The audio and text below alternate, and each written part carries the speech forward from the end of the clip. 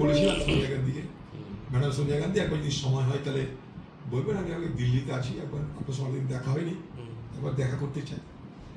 তো দেখা করার জন্য আমি প্রথমেই বললেন, অধীর তোমার এই ফলাফল আমার কাছে অপ্রত্যাশিত, এটা কেমন করে হলো?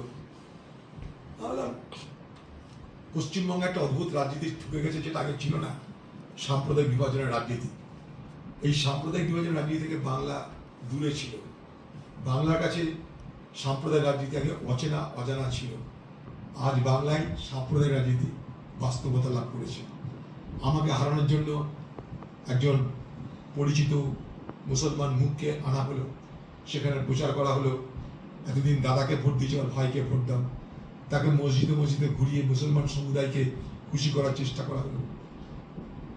আর উল্টো দিকে পরিকল্পিতভাবে তৃণমূলের লোকরা দাঙ্গা লাগানো, তৃণমূলের লোকদের এমএলএ তাকে দিয়ে বলানো হচ্ছে মুসলমান এক হও, হিন্দু তোমাদেরকে কেটে জলে ভাসিয়ে দেব।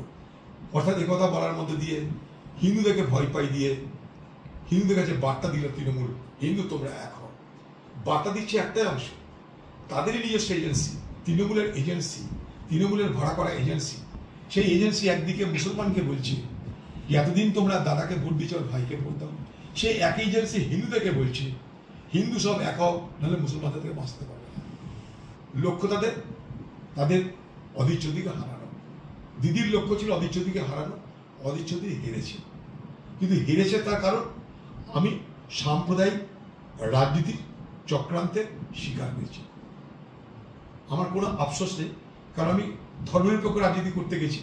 আর ধর্মনিরপেক্ষ রাজনীতির যারা করে তাদের কাছে এটা কখনো একটা ভয়ঙ্কর চেহারা নিয়ে আসে।